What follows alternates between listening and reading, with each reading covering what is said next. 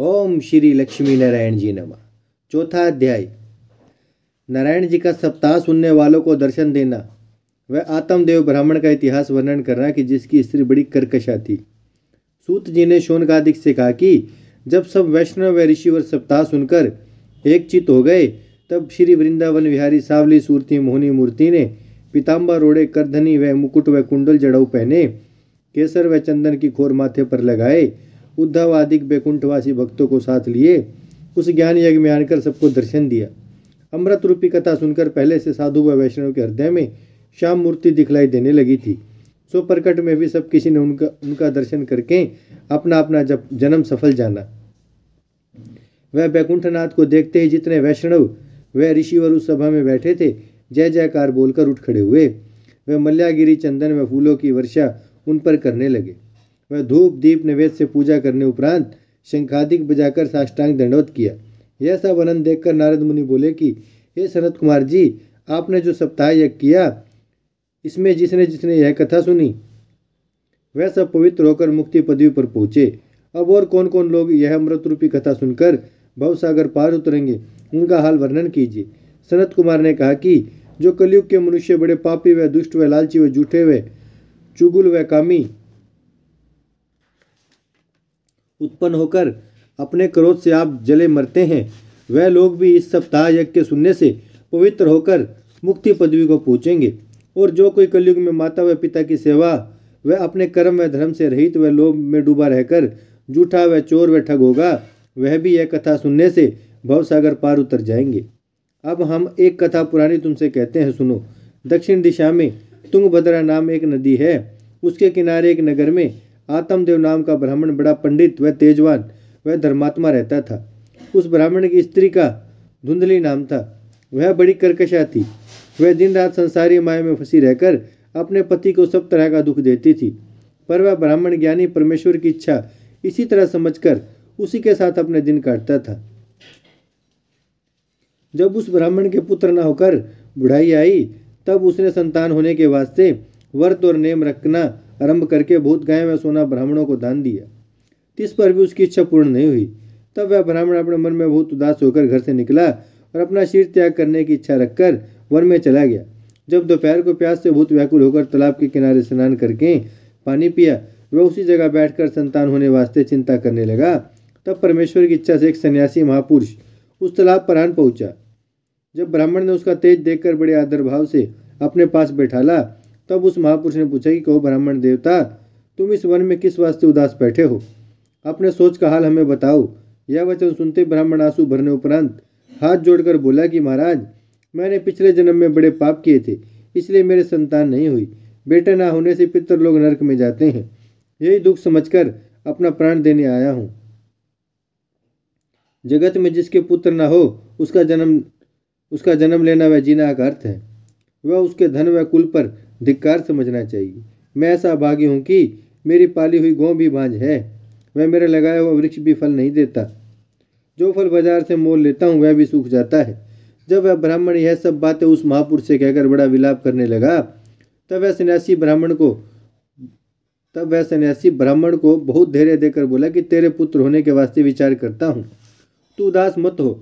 फिर उस महापुरुष ने ब्राह्मण की कर्म रेखा देखकर कहा कि हे ब्राह्मण, तेरे भाग्य में संतान नहीं लिखी है, इसलिए 7 जन्म तक तेरे पुत्र उत्पन्न ना होगा। किस वास्ते इतना रोकर अपने प्राण देता है? संसारी माया सब झूठी है। जगत में सिवाय दुख के सुख नहीं मिलता। वे कलयुग में पुत्र से सबको सुख प्राप्त नहीं होता। बेटा माता पिता की सेवा नहीं करता, अपनी स्त्री व साले व ससुर की आज्ञा में रहकर माता पिता को दुख देता है। पुत्र व भाई आदि सब अपने मतलब के साथी होते हैं। इस पर भी माया का ऐसा हाल है कि अंत समय संसारी लोग अपना मन स्त्री व पुत्र में लगाए रहकर परमेश्वर का स्मरण नहीं करते, इसलिए उनको नरक में जाकर दुख भोगना पड़ता है। हे ब्राह्मण, तू पुत्र की इच्छा छोड़कर हरिचरणों का ध्यान कर, इसमें तुझे बड़ा सुख मिलेगा। यह बात सुनकर वह ब्राह्मण बोला, महाराज, मुझे पुत्र उत्पन्न होने के सिवाय कुछ ध्यान व ज्ञान नहीं सूझता। आप कृपा करके एक बेटा मुझको दीजिए, नहीं तो तुम्हारे ऊपर प्राण देता हूँ। जब सन्यासी ने ब्राह्मण की यह दशा देखी, तब फिर से समझाकर कहा कि हे ब्राह्मण, संतान के वास्ते राजा चित्रकेतु ने 10,000 विवाह किए, इस पर भी बेटे का सुख नहीं पाया। इसी तरह बहुत से राजा पुत्र की चाहना में मर गए। वह मनोरथ उनका सिद्ध नहीं हुआ। जो लोग भाग्यहीन हैं उनका उद्यम निष्फल होता है, इसलिए संतान की चिंता छोड़ दे। यह बात सुनकर ब्राह्मण ने कहा कि आप जितनी बातें ज्ञान की कहते हैं मेरे चित्त में एक नहीं घसती। दया करके कोई ऐसा उपाय कीजिए जिससे मेरा पुत्र हो। इस तरह की हट देखकर सन्यासी ने एक फल उस ब्राह्मण को देकर कहा कि तू यह फल ले जाकर अपनी स्त्री को खिला दे, परमेश्वर की इच्छा से तेरे पुत्र होगा। जब वह महापुरुष फल देकर किसी तरफ चला गया तब आत्मदेव घर पहुंचने उपरांत वह फल अपनी स्त्री को देकर बोला कि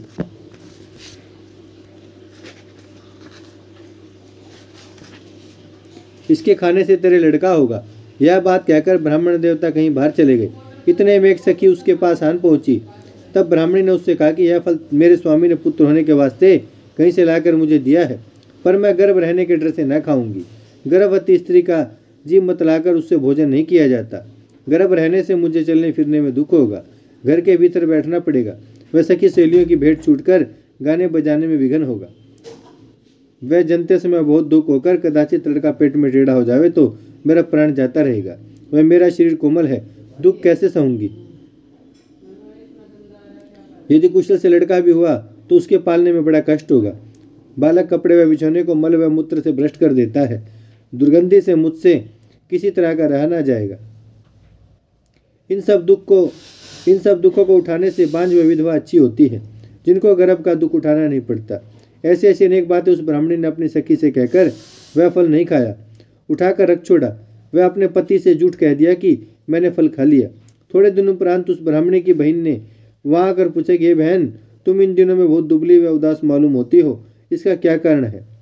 तब उसने अपनी बहन से कहा कि मेरे स्वामी ने एक फल पुत्र होने के वास्ते कहीं से लाकर मुझे दिया था, तो मैंने गर्भ रहने के दुख से वह फल नहीं खाया। वह अपने पति से फल खाने का हाल झूठ कह दिया। वह गर्भ मेरे नहीं है, इस बात का उत्तर क्या देऊंगी। इस कारण मैं उदास रहती हूँ। यह बात सुनकर उसकी बहन बोली कि तू कुछ चिंता मत कर, मेरे 1 महीने का गर्भ है, सो तू अपने पति से कह दे कि मेरे गर्भ रहा।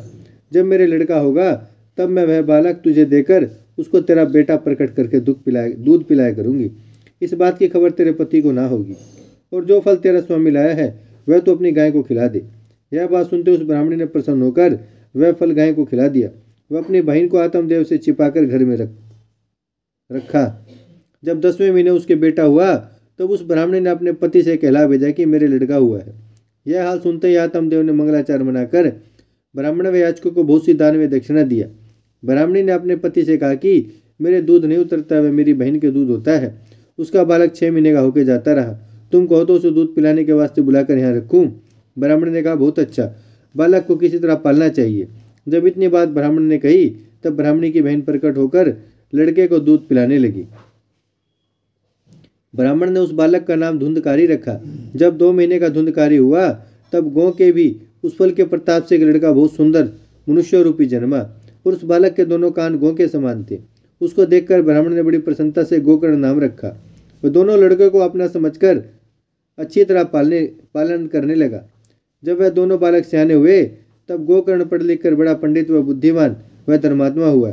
वह धुंधकारी महामूर्ख, अधर्मी व चोर व जुआरी होकर कुकर्म करने लगा। जब वेश्यागमन करने से सब धन घर का खर्च कर डाला तब धुंधकारी अपने माता पिता को मार पीट के सब कपड़ा व बर्तन घर से ले गया। वह उसको भी बेचकर सब द्रव्य वैश्य को दे डाला। जब यह दशा अपने बेटे की ब्राह्मण देवता ने देखी तब रोकर कहने लगी कि ऐसा धर्मी पुत्र होने से जो मुझे दुख देता है, मैं बिना संतान के बहुत अच्छा था। इस जीने से मर जाना अच्छा है, जिसमें महाकष्ट में दुख से छूट जाऊं। यह हाल आत्मदेव का देखकर गोकर्ण ने कहा कि हे पिता, संसार में सिवाय दुख के सुख किसी को नहीं होता। तुम किस वास्ते इतनी चिंता करते हो। जगत में राजा व प्रजा, धनी व कंगाल, जितने आदमी सबको एक दुख लगा रहता है। जिसने संसारी माया छोड़कर परमेश्वर में ध्यान लगाया उसको सुख होता है। इसलिए तुम अज्ञान तजकर स्त्री व पुत्र का मोह मन से तोड़ डालो। वह वन में जाकर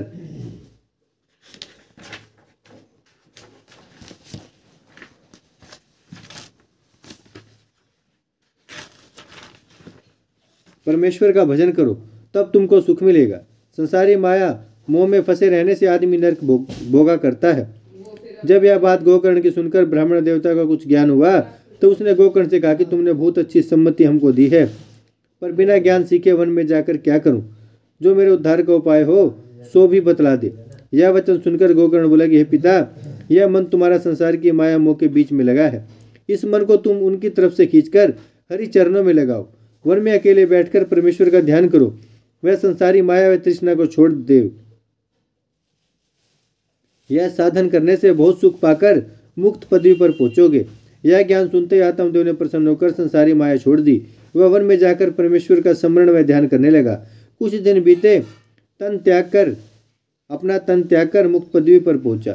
ओम श्री लक्ष्मी नारायण जी नमः। भजमन नारायण नारायण नारायण, श्रीमन नारायण नारायण नारायण, लक्ष्मी नारायण नारायण नारायण, सत्य नारायण नारायण नारायण, भजमन नारायण श्रीमन नारायण, लक्ष्मी नारायण सत्य नारायण।